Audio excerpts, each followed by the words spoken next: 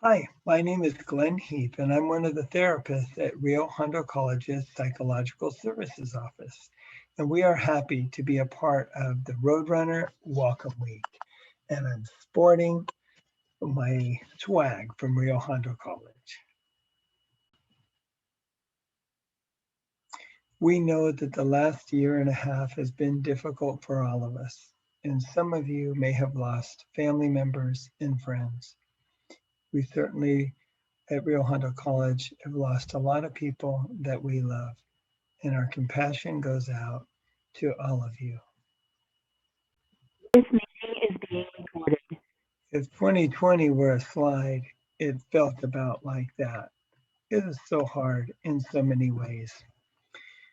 Those of you that just finished up high school may have had some moments like this when your professor or teacher was calling on you and you'd fallen asleep, or maybe you were uh, on YouTube on your phone.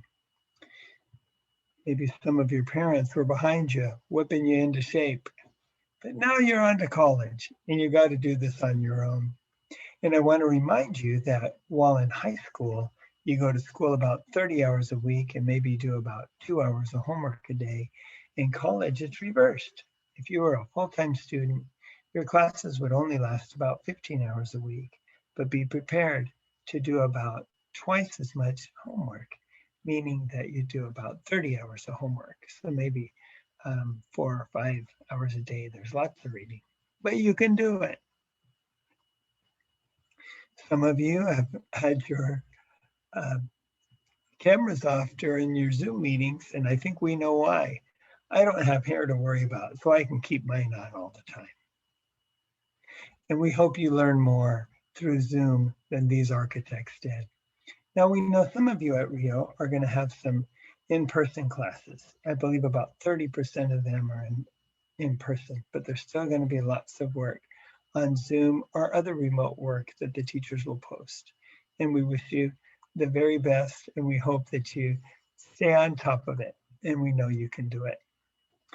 The lockdown was not the same for everyone. While some families still had the same income and they were maybe able to work safely, in some family situations, there may have been loss of employment, loss of life, and there may have been just some depression and anxiety. Hopefully, we can all be compassionate with each other for the different situations that we may have been in. Let's be good to each other. Sometimes we feel a little depressed. We may feel hopeless and helpless, lack motivation, not feel joy, think that nothing matters. First thing I want to let you know is let's be kind to everyone, including ourselves. You'll never speak to anyone more than you speak to yourself in your head. So be kind to yourself and be kind to others too. I'm going to tell you a little story about me and my older brother. He was very smart and he graduated from high school when he was 16 and went on to college and graduated when he was barely 19 years old. That made me feel some pressure. I couldn't finish high school early, and I certainly wasn't going to finish college by 19. I didn't finish college until I was 26 with my bachelor's degree, and then I went on and got some other degrees as well. So I had to be careful to realize that just because I couldn't finish school as fast as my brother didn't mean that I was dumb or that I was slow. It just meant that I was on a different path. And something I want to share about my brother that I really appreciate is as his kids were growing up, he would call me because he knew I was pretty good with kids and he would ask for tips on how to talk to his kids over sensitive subjects. Sometimes he even called me and FaceTime with me to help him pick out some clothes or pick out some glasses. So just because he's smarter than me doesn't mean I don't have some things that I can offer him too. So let's value ourselves, our unique selves, for who we are, and be careful with those comparisons. Talk to yourself like you're talking to your own best friend. So if you have trouble in a class, instead of saying, I'm stupid and what's wrong with me and I never finish what I start, just say, all right, I struggled on that test. Maybe I should go to some tutoring. Maybe I should visit the professor during their office hours, even if those office hours are on a Zoom, so that I can talk and see what help I can get so that I can be successful. and let me keep trying. Maybe I'll put the YouTube down and the video games down, and I'll increase the amount of time that I study, and I'll bet I can do better. So give yourselves those pep talks if you need them. And I love this quote from Marianne Williamson. I'm better than I used to be, better than I was yesterday, but hopefully not as good as I'll be tomorrow. We're on our way up. I want to talk to you a little bit about anxiety. You can read for yourself some of the symptoms. We all have stressors in life because there's things we have to do, classes to pass, jobs to have, bills to pay, deadlines to meet. So we want to be able to be confident in ourselves, live a balanced life, and not over worry, not have excessive worry and anxiety. Because our body can tense up, we can get irritable, that can keep us awake at night, and then we're going to be sleep deprived and not do well. So let's have that good self-talk and remind ourselves just a little at a time, and we can reach the goals that we have. Fear doesn't stop death. It stops life, and worrying does not take away tomorrow's troubles. It takes away today's peace. Let's believe in ourselves and just work a little at a time.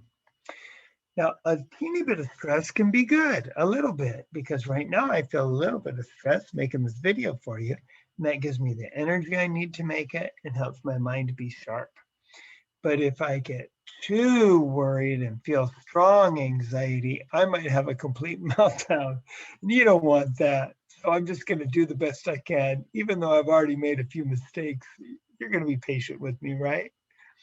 What are some things that stress you out? Here's a little list I prepared. It might be relationships, family, romantic, health issues, school issues, work issues, money issues, changes and transitions, pressure from yourself or pressure from others. Maybe pressure your parents on you, maybe pressure parents put on you, or pressure you put on yourself. Let's just do our very best. What are some ways we can manage our stress? Well, let's talk to people, maybe family members that we trust and friends, coworkers that are good and kind, a therapist, a teacher, a coach, a church leader if you go to church. And I want to share this little list that my friend Emily Barth, another therapist, made. She said, every day, let's do the 4 S's. Let's get out into some sunshine, walk around the block if nothing else. Let's stretch. Let's do some exercise. We'll do some Zumba. That's what my wife likes to do. And every day, let's make sure we study. And let's do an act of service. Let's be kind to somebody. When we're kind to someone, we get something we call the helper's high. It helps us feel good and useful. Let's take physical action. It's good for us to exercise, whether it's walking around the block, taking a jog, bike riding, doing kickboxing, the Zumba that I talked about. It gives us some energy. It has a dopamine release that helps us feel good, and it can relieve some of our stress. Also, let's eat right. Some healthy foods, fruits and vegetables. You can have a little bit of junk food here and there, but let's throw in a salad every day, huh? And here are some self-care ideas. Now, I can't do the first one. I can't brush my hair. There's nothing to brush. But I can make myself a warm drink, light a candle, listen to an upbeat song. You can go ahead and pause this video and read a few of the others and see which things you might want to do to help yourself feel good and relax. And remember that you matter, and doing the things you like can help you feel good. Let's manage our time well. Let's have a good space to work. Let's prioritize our tasks and know what's most important. Don't be afraid to say no to people, or no, right? Not now. Let me finish this homework before I take my dog for a walk, or before I return that text to a friend. Okay? And let's break the overwhelming tasks into small pieces. Let me at least go on my Canvas today and write down my assignments. Okay, now I'm just going to do the reading, and then tomorrow I'll start my paper. And reward yourself every step of the way. I worked for an hour. I'm going to watch my favorite funny video. or I did 3 hours of homework, I'm going to let myself play 45 minutes on my PlayStation. And then there's different things we can do to relax. We might do yoga, meditation. We're going to do some breathing in just a second, and you can read some of the other things on the list. Let's practice some square breathing right now. We're going to breathe in for 4 seconds, then we'll hold it for 4 seconds, breathe out for 4 seconds, hold it for 4 seconds, and then we'll do it again. We'll go through it 2 times. Ready?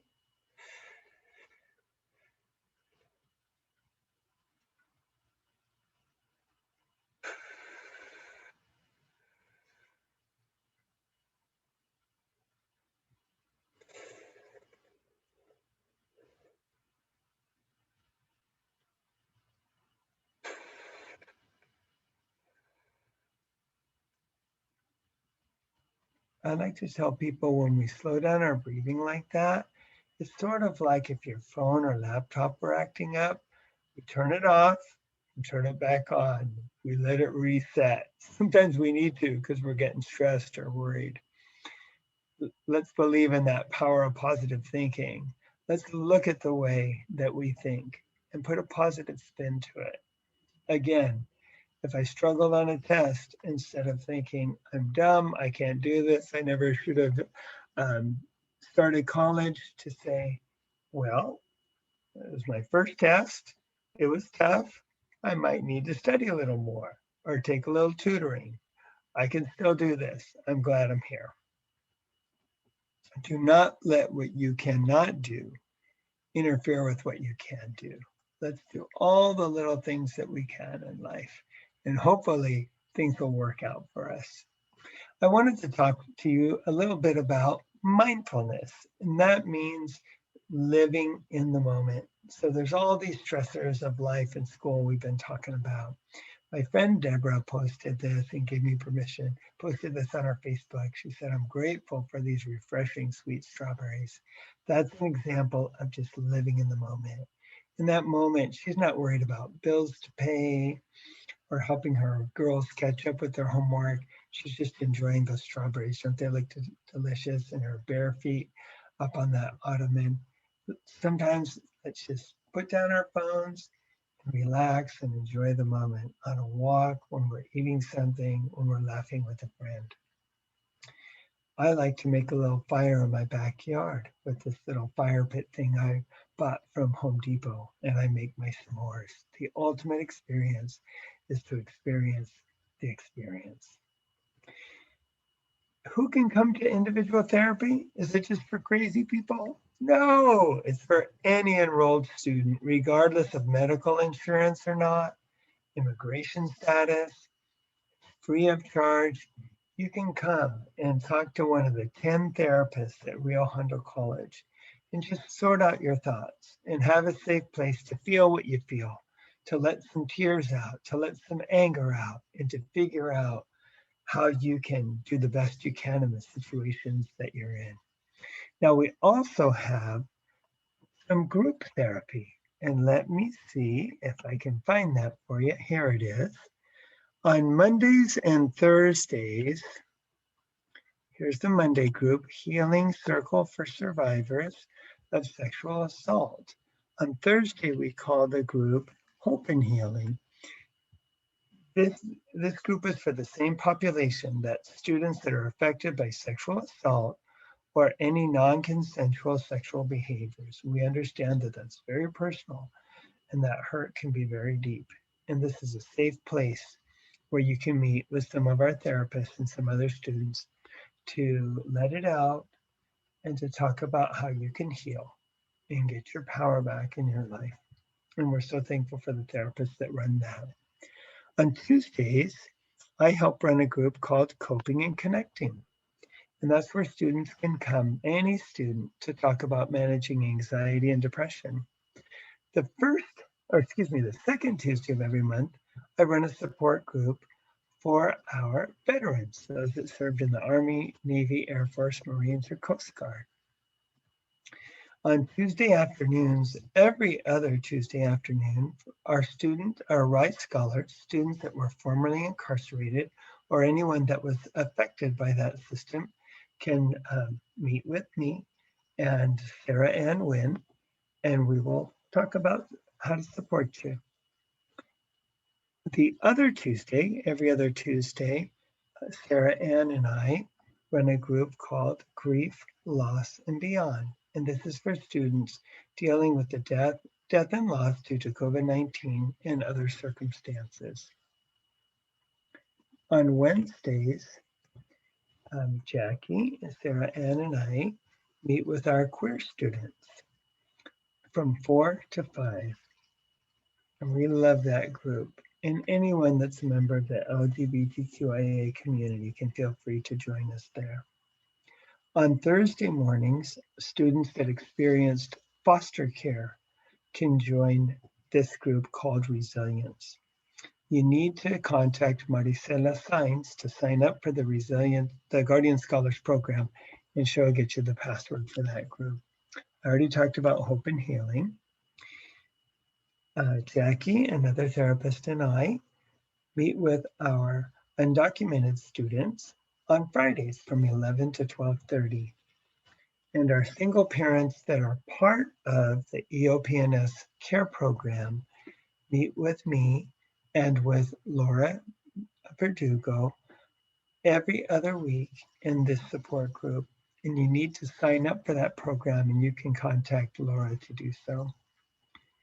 And you see my number on this flyer.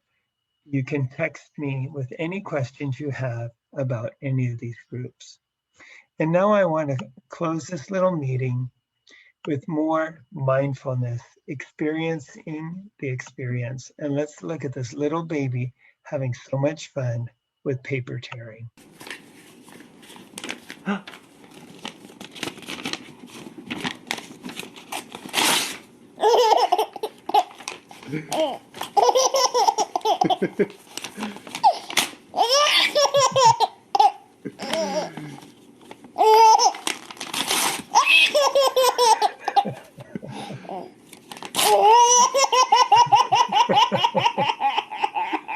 Oh my gosh. Well, I hope that we can all have the happiness that that baby had. Notice that baby wasn't worried saying, when am I going to be toilet trained? When am I going to learn to walk? They just love that moment. We hope you'll love your moments at Rio Hondo College. Welcome, and feel free to reach out to me and to our office. The coordinator of our office is named Dr. Dena Sanchez, and we look forward to you meeting her too. Have a great experience at Rio Hondo College.